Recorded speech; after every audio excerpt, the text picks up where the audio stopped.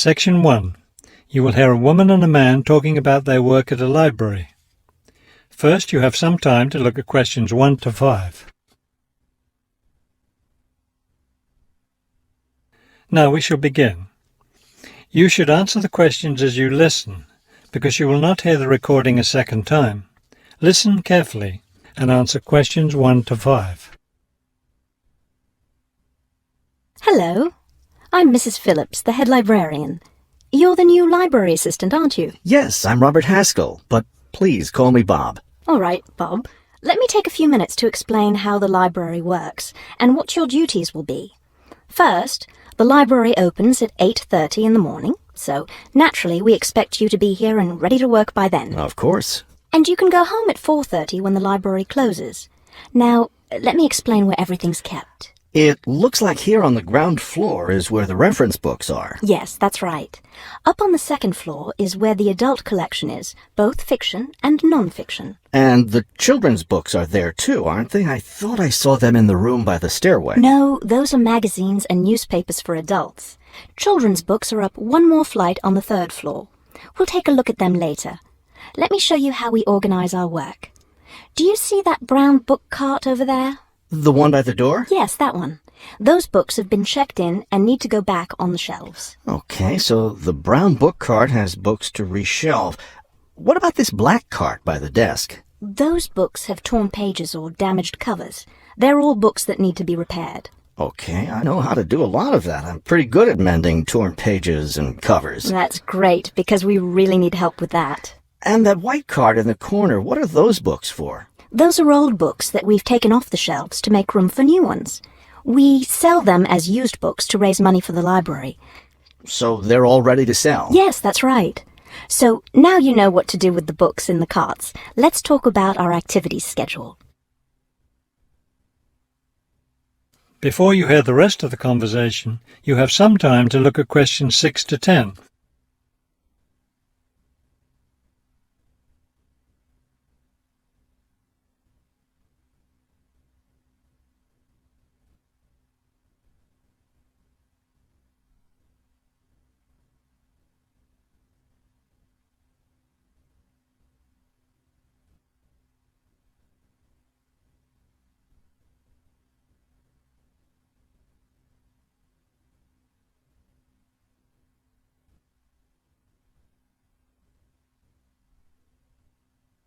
Now listen and answer questions 6 to 10. I understand this library has a number of interesting activities every week. Yes, our activities are quite popular. The most popular one is story time for the children. Do a lot of children show up for that? Yes, a good many. It takes place in the children's room on Thursday mornings at 11. Isn't there a family movie night too? Yes, but it's not at night anymore. We used to have family movies on Fridays when the library is open until 9, but now we have a different activity at that time, so we had to switch family movies to the weekend, Saturday afternoon. How much do you charge for the movies? They're all free. The movie always starts at 2:30 in the reference room, but you don't have to worry about that since you don't work on weekends. And what takes place on Friday evenings? We've just started a weekly lecture series. We have a different speaker every week, and the lectures cover all different kinds of topics. That sounds like something I'd be interested in attending. Good, because we'll need your help with that. You'll be working Friday evenings, and one of your duties will be to set up the meeting room on the first floor for the lecture. What time will you need that done? Let's say by 6:15. The lecture starts at 6:30, and the room needs to be ready well ahead of time. A lot of people arrive early. Maybe I should have the room ready by 6? That wouldn't be a bad idea. Okay, why don't I take you upstairs and show you the rest of the collection? That is the end of section 1. You now have half a minute to check your answers.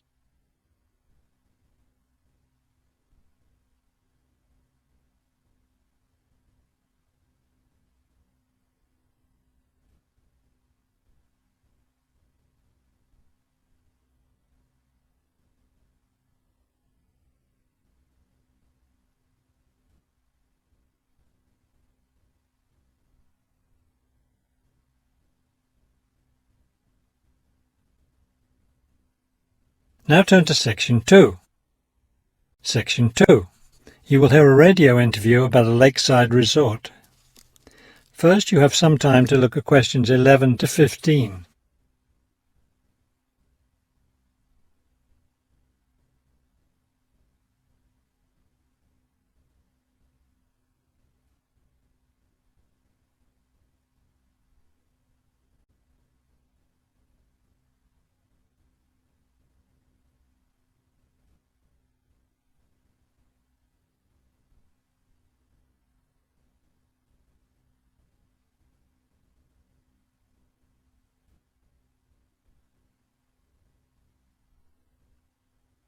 As you listen to the first part of the talk, answer questions 11 to 15.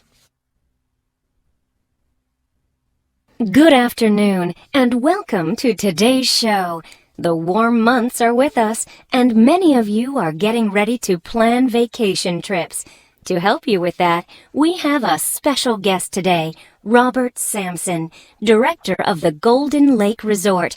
Robert, I understand Golden Lake is a popular place for families to spend their vacations. Yes, families enjoy spending time at Golden Lake. Many come back year after year. We have a spectacular location and fun activities for both children and adults. Could you describe for us some of the activities available at Golden Lake? We have a lot of water activities, of course, since we're right on the lake. We have a pleasant sandy beach for swimming. We also have canoes and sailboats available, and many of our guests enjoy boating on the lake. I imagine water skiing would be popular among your guests. Actually, we don't permit water skiing in the resort area.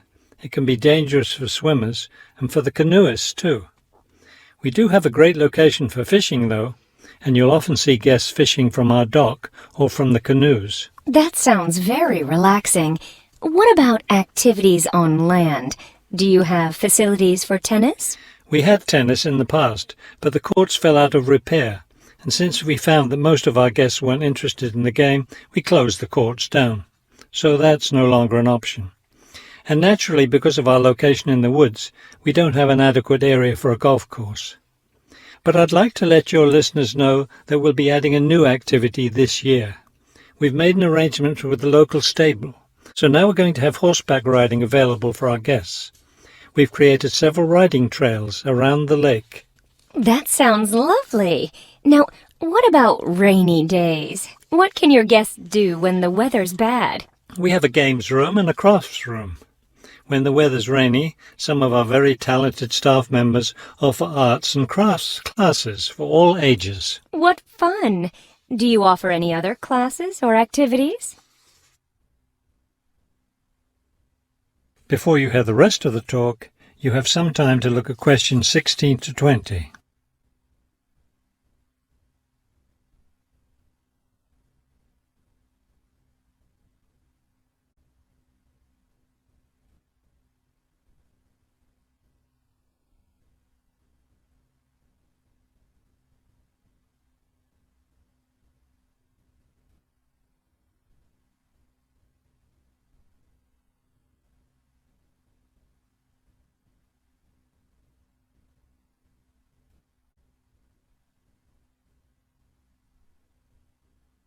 Now listen and answer questions 16 to 20.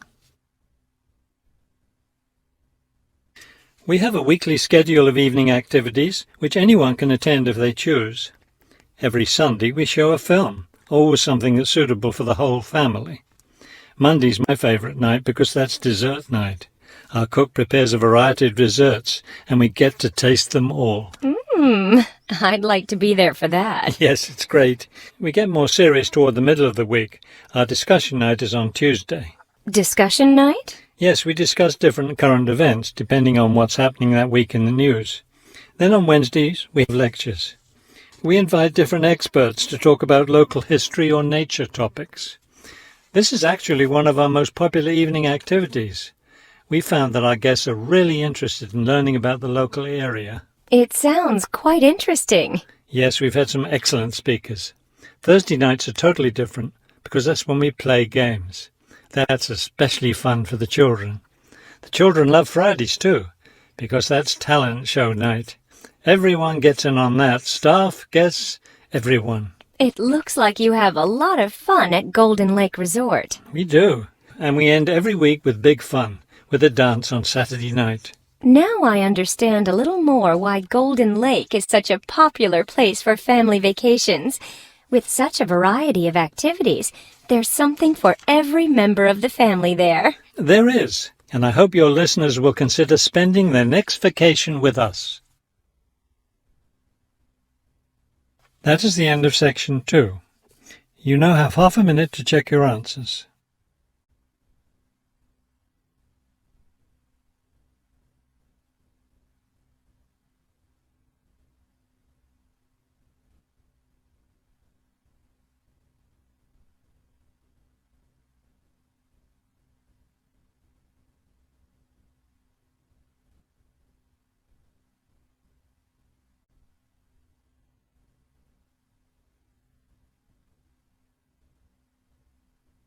Now turn to Section 3. Section 3. You will hear two students talking about a class assignment about wild bird rescue and rehabilitation. First, you have some time to look at questions 21 to 25.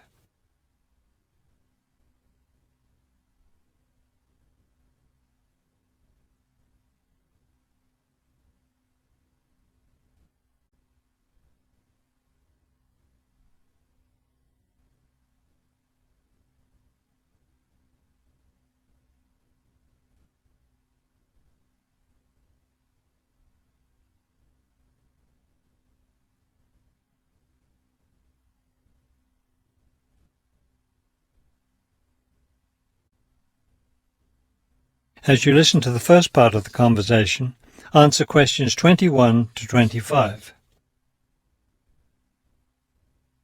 Okay, let's go over the requirements and see what we have left to do. Well, we've taken lots of notes about our topic, wild bird rescue and rehabilitation, so we'll have to go over those and write up a summary for the professor. But we only have to hand in the summary, right? The professor didn't say anything about seeing the notes. Right, but there's the case study, isn't there? We have to do something about that. I know.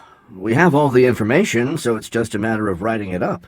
What about charts and graphs? I thought we had to include some. I don't think so. They aren't really relevant, but we do have to turn in a list of the resources we used. Naturally. What about videos? I heard some of the other students were doing that. Well, I guess that must be optional, because I don't see it on the requirements list. Okay, we should start planning our class presentation, since that counts for half the grade.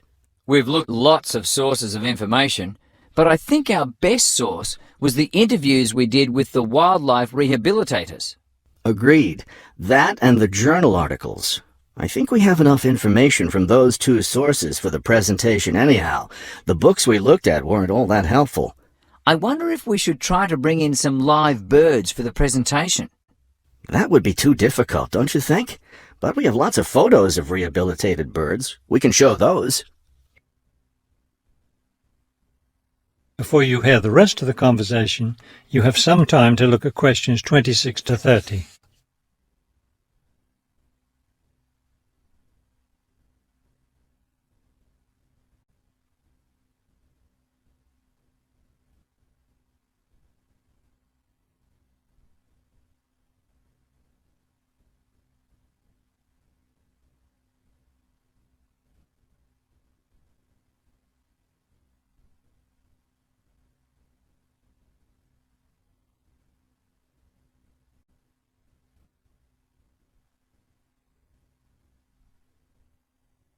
Now listen and answer questions 26 to 30. Right. Okay, I think we should start by talking about how to rescue a bird. Probably first we should help people understand which birds need rescuing. Yeah, that's really important, because a lot of times people see a baby bird that's all alone, or they find a bird sitting on the ground and they think it needs to be rescued. And usually, those are just baby birds learning to fly. So we should emphasize that people should only attempt to rescue a bird that's clearly injured. For certain kinds of birds, the rescuer needs to wear protective gloves because some of those birds have sharp claws and can tear your shirt, or worse, injure your face or some other part of your body. Yes, that's an important point. Okay, next, let's tell people to put the injured bird in a box with good air circulation. We should let them know that a cage isn't necessary, and a bag, especially a plastic one, could hurt the bird more. Another thing we need to say is that the best way to help the bird stay calm is not by petting it or talking to it, but by leaving it completely alone. Then people should take the bird to the bird rescue center as soon as possible. Right, and we should also point out that when they're driving the bird to the rescue center, it's better not to play music on the radio or talk loudly, because those things just stress the bird. Yes, it's better just to speak quietly while you have the bird in the car. Okay, we've got that part covered. Next we should talk about what happens at the rescue center. That is the end of section 3. You now have half a minute to check your answers.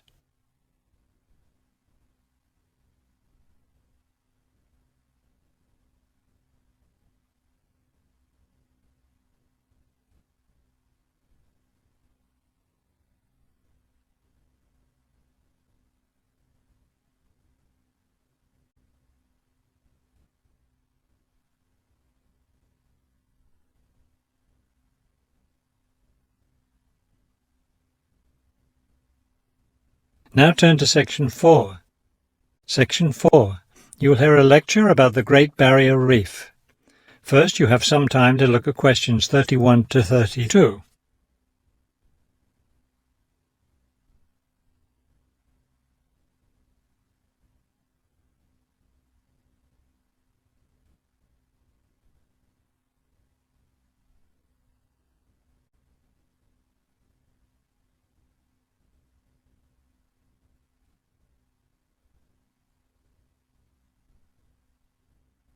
Now listen carefully and answer questions 31 to 32.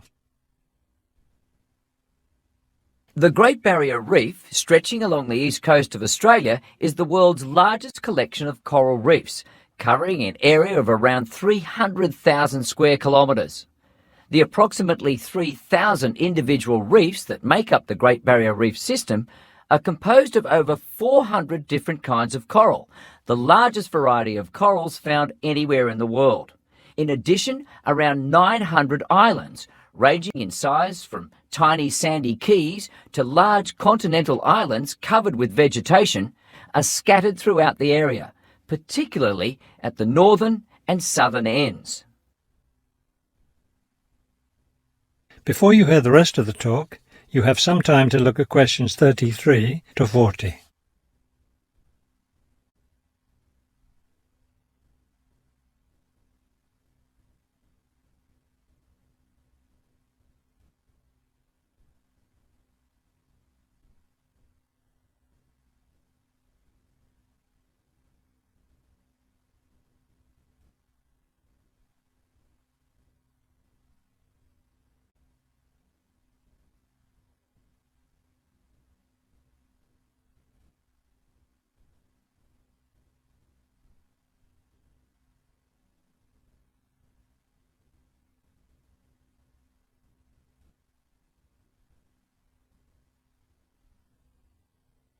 Now listen carefully and answer questions 33 to 40.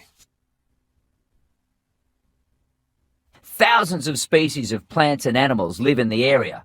Reef habitats make up only about 7% of the region's ecosystems. Other types of habitat in the area range from the shallow waters of coastal salt marshes to deep ocean habitat. Plant life in the reef habitat includes 500 different species of seaweed. The islands provide habitat for a wide variety of plant species. Those at the northern end support over 300 plant species, most of which tend to be woody, while the 200 species of plants growing on the islands at the southern end are largely herbaceous. In addition to the 1,500 species of fish that live in and around the reefs, sea mammals also abound in the area. Among them are whales, certain species of which use the area as a breeding ground. Many types of reptiles can also be found living among and near the reefs, including crocodiles and several species of marine turtles. The former find their home in the saltwater marshes along the coastal areas, while the latter are attracted to seagrass beds. The land as well as the water teems with animal life. At least 7 species of frogs, for example, inhabit the reef's islands. Unfortunately, this wondrous area of the world is threatened by climate change. Rising sea temperatures have led to an effect called coral bleaching. That is, large numbers of corals dying off, especially in the shallower areas of the reef. The Great Barrier Reef Marine Park Authority is attempting to find effective ways to deal with this issue that threatens the reef.